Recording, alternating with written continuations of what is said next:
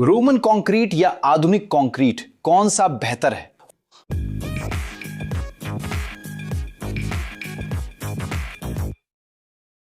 Engineering प्रेमियों नमस्कार। आज हम एक ऐसे रहस्य से पर्दा उठाने जा रहे हैं जो बहुत लोगों को हैरान करता है। क्या रोमन कंक्रीट वाकई में आधुनिक कंक्रीट से बेहतर है? हर जगह हम रोमन साम्राज्य के प्रभावशाली खंडर देखते हैं, एम्फीथिएटर, एक्वाडक्ट, मंदिर और भव्य पैंथियन जिसकी विशाल गुंबद है। ये सभी समय की कसौटी पर डटे हुए हैं।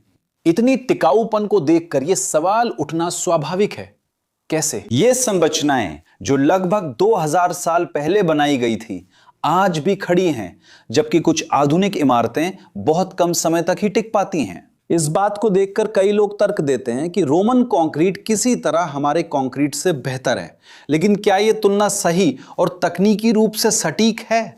आइए हम ये देखें कि इन दोनों सामग्रियों को इतना खास क्या बनाता है और अलग अलग पहलुओं में कौन सा बेहतर है। इस सवाल को समझने के लिए हमें सबसे पहले यह जानना होगा कि असल में कंक्रीट क्या है। कंक्रीट एक मिश्रित सामग्री है जो एक बाइंडर से बनती है। हमारे मामले में यह सीमेंट है जो रेत और बजरी जैसे एग्रीगेट्स को पानी मिलाकर जोड़ता है। जादू तब होता है जब बाइंडर पानी के साथ प्रतिक्रिया करता है, जिससे एक पेस्ट बनता है जो सख्त होकर एग्रीगेट्स को जोड़ देता है और एक ठोस और मजबूत द्रव्यमान बनाता है। पर रोमन लोगों ने यह कमाल हमारी आधुनिक इंजीनियरिंग से सैकड़ों साल पहले कैसे किया? असल में रोमन कंक्रीट, जिसे ओपस सीमेंटिजियम कहा जाता है, वो आज के हमारे जाने पहचाने बाइंडर या सीमेंट का इस्तेमाल नहीं करता था।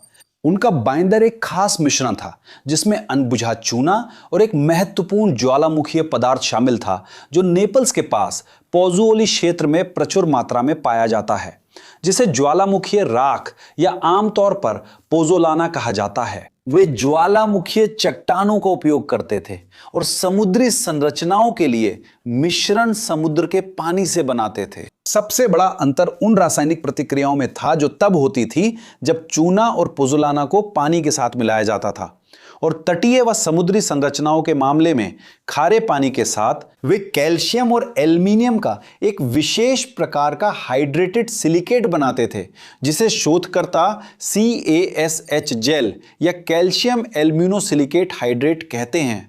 यह प्रतिक्रिया आधुनिक सीमेंट की तरह तेज नहीं थी। यह एक धीमी और क्रमिक प्रक्रिया थी जिसे पूरी तरह से पूरा होने में वर्षों लग सकते थे। रोमन कंक्रीट की अद्भुत टिकाऊपन खासकर समुद्र जैसे कठोर वातावरण में इसी अनोखी रासायनिक प्रक्रिया से आती है। समुद्र का पानी कंक्रीट को खराब करने की बजाय प्रतिक्रिया करता था। समुद्र के पानी में मौजूद सल्फेट्स पोजोलाना में एल्यूमिनियम के साथ प्रतिक्रिया करते थे, जिससे टोबरमोराइट और कैल्शियम एल्यूमिनेट क्लोराइड जैसे खनिज बनते थे। ये खनिज कंक्रीट के छिद्रों को भर देते थे, जिससे वो अधिक घना और समय के साथ साथ संक्षारक पदार्थों की पैठ के प्रति अधिक प्रतिरोधी हो जाता था। इसके अलावा इस संरचना के कारण रोमन कंक्रीट में अद्भुत आत्म मरम्मत की क्षमता आ जाती थी। समय के साथ जो छोटी छोटी दरारें बन जाती थीं, वे चूना, पानी और पोजोलाना की लगातार प्रतिक्रिया से ठीक हो सकती थी, जिससे नए क्रिस्टल बनते थे जो इन दरारों को बंद कर देते थे। इसका मतलब है कि समय के साथ कुछ परिस्थितियों में रोमन कंक्रीट और भी मजबूत और जलरोधक हो जाता था। लेकिन क्या इस जादुई कंक्रीट की कोई कमियां नहीं थी? ठीक है, समुद्री वातावरण में इसकी अद्भुत दीर्घायु और मजबूती के बावजूद रोमन कंक्रीट में कुछ सीमाएं थी। इसकी संपीड़न शक्ति हालांकि अपेक्षाकृत अच्छी थी, आमतौर पर आधुनिक उच्च प्रदर्शन वाले कंक्रीट के स्तर तक नहीं पहुंचती थी। और सबसे महत्वपूर्ण बात, इसकी तन्यता शक्ति बहुत कम थी, जैसे कि किसी भी सिरेमिक सामग्री की होती है। इसका मतलब है कि यह गुंबदों और मेहराबों में संपीड़न भार सहन करने के लिए उत्कृष्ट था, लेकिन उन बलों का विरोध करने के लिए नहीं था जो इसे खींचते या मोड़ते थे। इसी कारण रोमन संरचनाएं आमतौर पर ठोस होती थीं और भार को वितरित करने के लिए संरचना के आकार पर बहुत निर्भर करती थी। साथ ही इसकी सख्त होने की प्रक्रिया बहुत धीमी थी, जो तेज निर्माण के लिए उपयुक्त नहीं थी।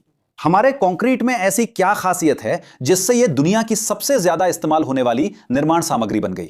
दरअसल आधुनिक कंक्रीट जिसने निर्माण क्षेत्र में क्रांति ला दी, मुख्य रूप से पोर्टलैंड सीमेंट पर आधारित है, जिसे 19वीं सदी में जोसेफ एस्पैडेन ने इजाद किया था। पोर्टलैंड सीमेंट क्लिंकर को पीसकर बनाया जाता है, जो चूना पत्थर और मिट्टी का मिश्रण होता है जिसे बहुत ऊंचे तापमान पर जलाया जाता है। पोर्टलैंड सीमेंट में जिप्सम डालकर पानी मिलाने पर हाइड्रेशन की प्रतिक्रिया होती है, जिससे हाइड्रेटेड कैल्शियम सिलिकेट और कैल्शियम हाइड्रोक्साइड बनते हैं। यह प्रतिक्रिया तेज होती है, जिससे कंक्रीट कुछ हफ्तों में अपनी डिजाइन मजबूती पा लेता है, वर्षों में नहीं। रेत और बजरी जैसे एग्रीगेट्स और पानी मिश्रण को पूरा करते हैं। आजकल हम कई तरह के रासायनिक एडिटिव्स का भी इस्तेमाल करते हैं ताकि कंक्रीट के गुणों को बेहतर बनाया जा सके, जैसे कि सुपर प्लास्टिसाइजर, जिससे कंक्रीट और अधिक तरल हो जाता है, सेटिंग को तेज या धीमा करने के लिए एक्सीलरेटर या रिटार्डर, जमने और पिघलने के चक्र के प्रति प्रतिरोध बढ़ाने के लिए एयर इनकॉर्पोरेटर और भी बहुत कुछ। आधुनिक कंक्रीट का सबसे बड़ा फायदा इसका बहुमुखीपन और उच्च संपीड़न ताकत है, जो रोमन कंक्रीट से कहीं ज्यादा हो सकती है। लेकिन असली बदलाव तब आया जब प्रबलित कंक्रीट का आविष्कार हुआ। कंक्रीट के अंदर स्टील को शामिल करके हम इसकी कम तन्यता ताकत की समस्या को दूर कर पाए।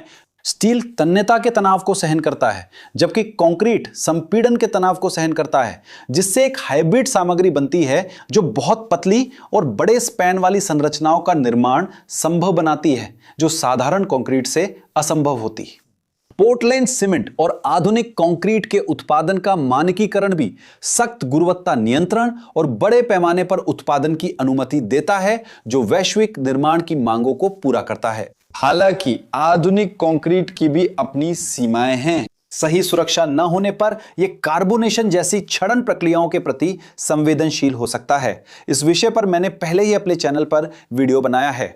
और सल्फेट और क्लोराइड का आक्रमण खासकर समुद्री वातावरण में जो विस्तार और दरारें पैदा कर सकते हैं। पोर्टलैंड सीमेंट का उत्पादन भी एक बहुत ही ऊर्जा गहन प्रक्रिया है और कार्बन डाइऑक्साइड का एक बड़ा उत्सर्जन स्रोत है, जो एक पर्यावरणीय चुनौती प्रस्तुत करता है। तो इनमें सबसे अच्छा कौन है? जवाब वही है जो अक्सर इंजीनियरिंग में होता है।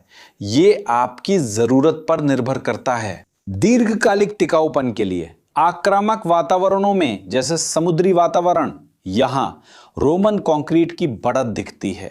इसकी धीमी रासायनिक प्रक्रिया स्थिर खनिज बनाती है, खासकर पोज़ोलाना और समुद्री पानी के साथ, जिससे इसमें वो मजबूती और स्वयं मरम्मत की क्षमता आती है जिन्हें आधुनिक कंक्रीट में विशेष एडिटिव्स और सावधानी पूर्वक डिजाइन के बिना दोहराना मुश्किल है। अब यांत्रिक मजबूती के मामले में जैसे संपीड़न और तन्यता, आधुनिक कंक्रीट बेहतर है।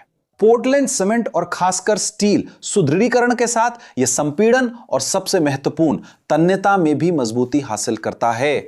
यह समान भार क्षमता के लिए सामग्री के लिहाज से हल्की और अधिक कुशल संरचनाएं बनाना संभव बनाता है और ऐसी आकृतियां और आकार बनाना भी संभव करता है जिनके बारे में रोमनों ने कभी सोचा भी नहीं था। जब निर्माण की गति सबसे महत्वपूर्ण होती है तो आधुनिक कंक्रीट की कोई तुलना नहीं है।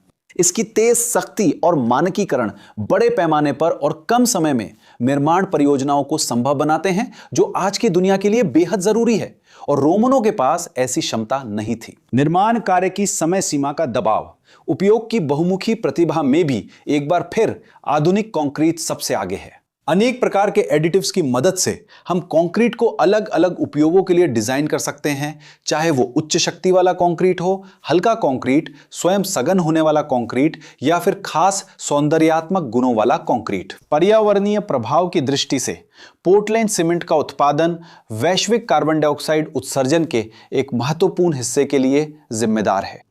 हालांकि रोमन उत्पादन का पैमाना बहुत ही छोटा था, लेकिन पोज़ोलाना के उपयोग और धीमी क्योरिंग प्रक्रिया के कारण रोमन कंक्रीट का निर्माण पर्यावरण पर अपेक्षाकृत कम प्रभाव डालता था। मात्रा के हिसाब से अगर हम सामग्री प्राप्त करने की लॉजिस्टिक्स को नजरअंदाज करें तो कुछ मामलों में अधिक टिकाऊ सीमेंट की खोज, जिसमें पोज़ोलाना भी शामिल है, आज भी एक सक्रिय शोध क्षेत्र है। अब लागत और बड़े पैमाने पर उत्पादन के मामले में आधुनिक कंक्रीट लागत और बड़े पैमाने पर उत्पादन के लिए वैश्विक रूप से अनुकूलित समाधान है, जो अभूतपूर्व निर्माण मांग को पूरा करता है।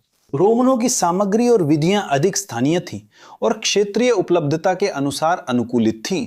यह धारणा कि आधुनिक कंक्रीट विफल हो जाता है जबकि रोमन कंक्रीट टिकाऊ रहता है, अक्सर संदर्भ की अनदेखी करती है। जो रोमन संरचनाएं बची हैं वे ज्यादातर विशाल स्मारकीय कृतियां हैं जिन्हें टिकाऊ रहने के लिए डिजाइन किया गया था और अक्सर शुष्क और स्थिर वातावरण में स्थित थी। समुद्री वातावरण में संरचनाएं खास रसायन विज्ञान के कारण बच गईं। इसके अलावा उन्हें आज की तरह की भार क्षमता या ज्यामिति के लिए डिजाइन नहीं किया गया था जैसी आज हम मांगते हैं। आधुनिक कंक्रीट जब अच्छी तरह से डिजाइन, निर्मित और रखरखाव किया जाए तो उसमें भी असाधारण टिकाऊपन हो सकता है, लेकिन इसे अक्सर ऐसी स्थिति में रखा जाता है अधिक कठोर परिस्थितियां, अधिक कड़े प्रदर्शन की आवश्यकताएं और अपेक्षाकृत छोटे नियोजित जीवन चक्र, खासकर पुलों और सड़कों जैसी अवसंरचनाओं में। कुछ आधुनिक संरचनाओं की विफलता अक्सर डिजाइन में गलती, निर्माण में कमी, सामग्री की खराब गुणवत्ता, रखरखाव की कमी या अधिक भार के कारण होती है, न कि सामग्री की आंतरिक विफलता के कारण। क्या निर्माण क्षेत्र का भविष्य किसी तरह की वापसी से होकर गुजरेगा?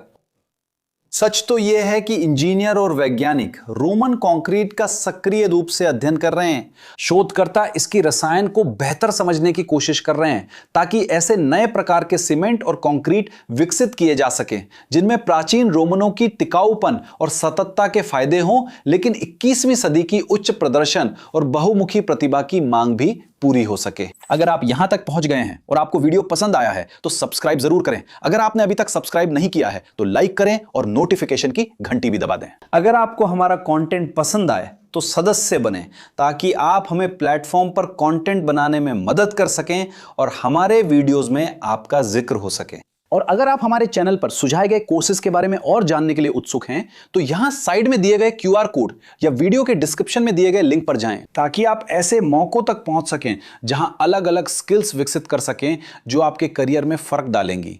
और आप इन दोनों में से किस तरह के कंक्रीट को सबसे ज्यादा दिलचस्प मानते हैं? क्या आपने कोई रोमन संरचना देखी है जिसने आपको प्रभावित किया हो? कमेंट करें, बताइए। यहां बगल में 2 दिलचस्प वीडियो के विकल्प हैं जिन्हें आपको जरूर देखना चाहिए ताकि आप अपना ज्ञान बढ़ा सकें और अपनी जिज्ञासा को और आगे ले जा सकें। और अगर आप हमारा साथ देना चाहते हैं तो बस लाइक करें, चैनल को सब्सक्राइब करें, घंटी को एक्टिवेट करें और चैनल के सदस्य बनने पर विचार करें। बस इतना ही इंजीनियरिंग के शौकीनों, ढेर सारा प्यार और अगले वीडियो में मिलते हैं।